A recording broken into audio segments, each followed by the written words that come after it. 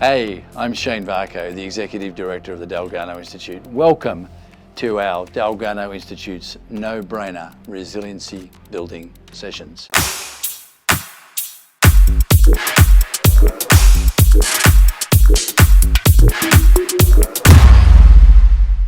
Hey guys, welcome back. This session is entitled Resiliency, Feeling Better, but Only Getting Worse. It's going to be a two-parter. So part one is drug use and the false hope of coping. So today's session, we're going to actually start off with the quote of the moment. Now, this particular quote is from a cultural anthropologist by the name of Dr. KJ Smith. He said this: "In the analgesic culture, drugs may make us feel better, but we are only getting worse." Wow, a more true statement could not have been made, and it's becoming more and more relevant in today's culture. So what is an analgesic culture? Basically, it's a culture that believes that all pain is bad and that it should be eliminated. So all pain is bad and we've got to get rid of it. Now, that sounds good. I get that, because who likes pain? But there are so many things wrong with that focus, not least the fact that pain is really only a symptom, guys. It's actually trying to get your attention that something is not quite right. That's a really important distinction. Pain is a symptom, it's an indicator. And as much as it can be quite distressing, it is an indicator of another issue, very important. If you simply eliminate the symptom and don't address the cause, you are in deep, deep trouble, serious trouble. Not only will the pain return, but you'll be doing more and more harm as you progress without dealing with the cause, without addressing the issues underlying the pain. As we've looked at previously, building resiliency in every area of our lives is not just responding to a problem, but building capacity so that some problems don't ever return. Or if they do, they don't impact us as severely as they did previously. And that's about building resiliency and building strength. Remember, drug use only diminishes your bungee rope of resiliency and has no part in a healthy resiliency script. None at all. It won't help you cope or give you hope. Very important. Not in the long run. Sure, it may give you a limited false hope in the short term, but as we'll see, that's only going to make things incredibly more difficult as you progress. Here's a statement. Check this out. Stressed? Anxious? Worried? Hey man, try some weed, or pop this pill, or it'll help. I promise, it'll help. Have you or someone you know ever been presented with a pitch like that? Sadly, it is happening more often than we'd like to admit. The scary thing is, it's not some creepy stranger trying to hook you. Most times it's someone around your own age, and someone you may think is actually okay or even trust for whatever reason. And sometimes that's the hardest pitch to resist. I get it, totally get it. Our scientific advancements in medicine have been fantastic, but it's really important to note most are not about fixing you. They are about helping you get fixed. It's about getting the body back into a place, the body, the brain, the mind, back into the right rhythms so it can look after itself and be healthy. So all these things are about trying to get back to a healthy status. When your body or your brain or your psyche are not quite working right, we get messed up. We all do. And we know what some of those things look like. We get sick, we feel pain, and or our system doesn't quite work right. We now know from science that stress and anxiety and depression can really have an impact on you physically as well. And that's really important. And that in turn has an impact on your psyche and your mind, on your brain, how you feel, how you think. So both managing and overcoming these requires much more than just a pill, eh? Much more, really important. Whilst properly approved and medically prescribed pharmaceuticals from a doctor or a chemist can assist, and they're very good at doing that, Getting well requires a more holistic, overarching, complete approach. We all know that now from best health practices. So let's take two on that pitch, that line. Stressed, anxious and worried. Hey man, try some weed or pop this, it'll help. No, it won't. Let's put that juncture right in there. No, it won't. I'm stressed, I'm anxious, I'm depressed. I get that. Been there, done that, got the t-shirts. Happens in my world way too often. And it's happening in yours too, I get it. It's a growing phenomena.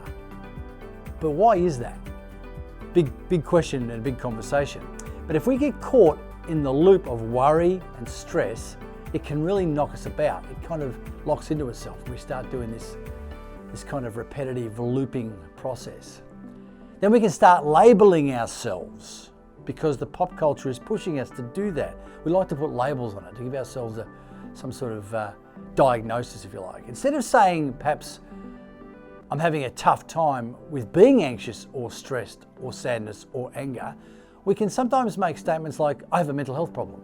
Well, firstly, unless you're a fully qualified mental health clinician, you can't really make that call. Self-diagnosis isn't helpful. Of course, if you are diagnosed by a clinician, by a mental health professional, that's a different story. But secondly, experiencing an event, a moment or a season even, that means a period of time where things are just out of sorts, out of whack, really bad, messed up, whatever, doesn't determine your state as a person. It's just something that's happening to you. We have to be careful about jumping into disempowering modes and things. Again, we create a new loop of self-diagnosis and self-proclamation about how we are, and all of a sudden we start feeding that loop, and we'll talk about this later on. That creates a whole different narrative in us, and those stories can be very unhelpful. Of course, just like the old Panadol advert, you probably don't remember this, but the old Panadol adverts on TV used to say, if pain persists, see your doctor or see your healthcare professional, which is a good thing because that's actually what's supposed to happen. You just can't keep medicating pain with an analgesic. And if your emotional distress continues to grow, by all means, seek professional help. That's really important, guys. Speak to your teacher, your counsellor, your school nurse, and then if you need to go beyond that, of course, your parents, then you need to go beyond that, and that's a very, very wise thing to do. Again, popping a pill, blazing a spliff isn't going to help. It will not work. However, before we go there, we have to remember we are building our resiliency script, our bungee rope, if you like. They can not only help us manage times of trauma, stress, duress, and difficulty better, but we grow stronger and are able to overcome those issues as we grow.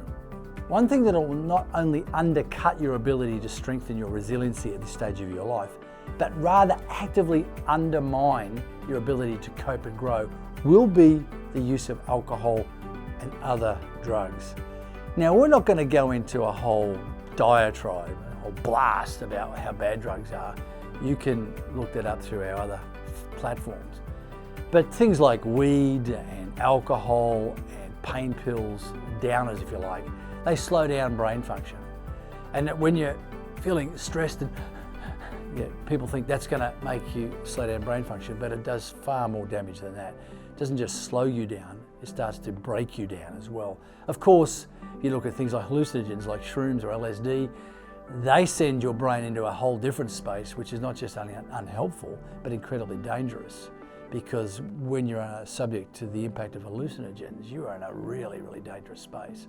So your physical well-being is at risk straight away, let alone your long-term mental health well-being, because that's going to mess that up as well. And of course, your amphetamine-type stimulants really stuff up neurotransmitters.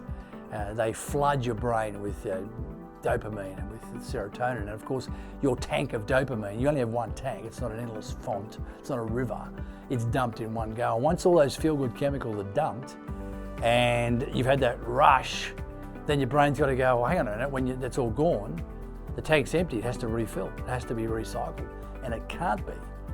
And so those feelings that normally are managed, feeling down, a little bit depressed, a little bit dysthymic, just a fancy word for saying you're feeling melancholic, then you've got no way to manage that. So a little bit of feeling depressed makes you feel really depressed. A little bit of anger is really angry because you've got no chemicals in storage to manage those. They have to be rebooted, and that can take a long time depending on how much you've used this stuff.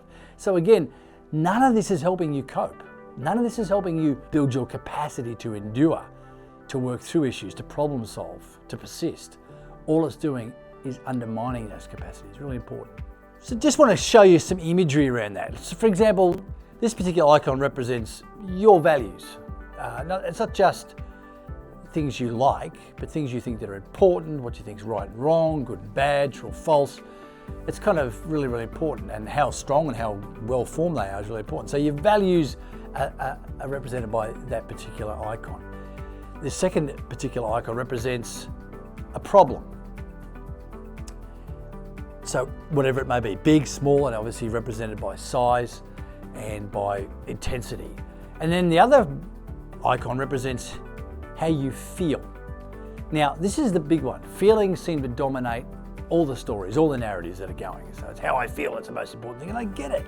Very, very powerful.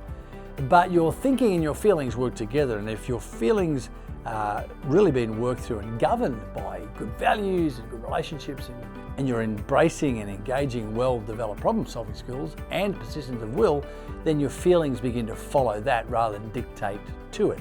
And we'll talk about that more in another session. So you've got those three icons. Now, for example, when I'm feeling bad, let's say I'm feeling really, really bad, and it's just out of control, and I want to fix it, and I need to manage it because I'm feeling it's overwhelming me. So then I apply my values and I apply the resiliency bungee rope to that, and I work through the problem-solving skills and persistence of will with those mechanisms of hope, my mentors, people around me, my previous experiences, my network that comes together, and we start to work all that through, and all of a sudden my feelings start to get under control. They start to get under control and they get smaller. But if I decide this, no, I just feel like rubbish, and someone said weed will do this, or a pinger will do this, or whatever, and I take that, then what happens? Yeah, sure, I might feel better, but what happens is it undermines and shrinks my problem-solving capacity, and it shrinks my values, but it increases the potential for bounce back feelings. So those two things are shrunk, and then all of a sudden they disappear. The effects of the weed disappear, the effects of the stimulant or the depressant or the hallucinogen disappear. And all of a sudden the problem comes back twice as hard because those other two areas, my values and my capacity to deal with it, have shrunk. So this problem was this big at the start, all of a sudden it goes bang. So what is my response? My brain goes, oh, it's even worse, even worse. I know what made me feel better quick. It's this. So I try and jump back into that drug-using, self-medicating space. And you can see where this goes, guys. This is a bad downward spiral. And it's not only dangerous in the short term, it's incredibly undermining in the long term. And that's a mechanism that you don't want to embrace at this stage. So time for our conversation starter. So as a group, as a pair, as a team, whatever your setting may be, with your teacher, your coach, your mentor, your parent, I want you to start a conversation around these particular issues. We know that drug use brings trauma to your biological resilience. In other words, it undermines your physiological and psychological capacity to cope. It weakens it. So using the recipe model we've looked at, what other factors in your life right now are undermining your resiliency, detracting from best health and well-being, and why do you think that? So just to have a think about what's in your world at the moment that's kind of undermining your ability to be resilient. Those key factors of persistence of will, of lived experience, of hope. What's undermining those? And share it with the group. Secondly, what in that recipe model, the RECIPE model, are building your resiliency and adding to a stronger, smarter, healthier and safer you. and share that with the group and help each other understand what mechanisms can help you move forward and as you move away from the bad practices. And also share with each other and talk about what changes you need to make, and help each other do that. This is part of building your resiliency script. And thirdly, do you need help to make those changes? Beyond the group, beyond your current setting, do you need some help, maybe from a professional, maybe from a doctor, maybe from a psychologist, psychiatrist, or a counsellor? Discuss that as a group and come up with some really good answers for your journal.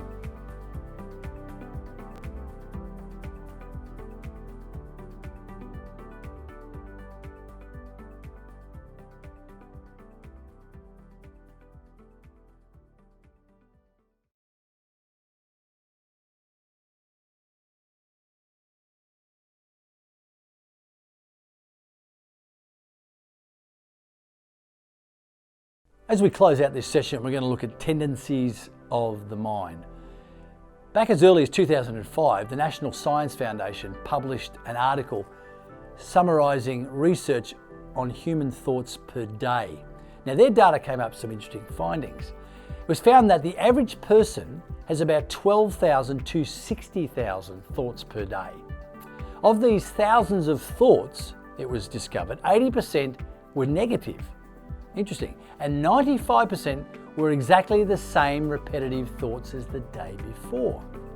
Interesting. One of the researchers quoted said, "We can see that one of the tendencies of the mind is to focus on the negative and play the same songs over and over again."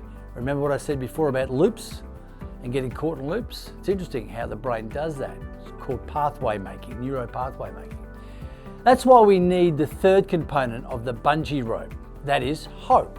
So we need that. Remember, it is not only the positive expectation of good, it's the reasonable grounds for it. So you need to have a story, a narrative, a perspective outside of that loop that you can lock into and say, hang on a minute, I've got other factors that I can retrain my thinking around.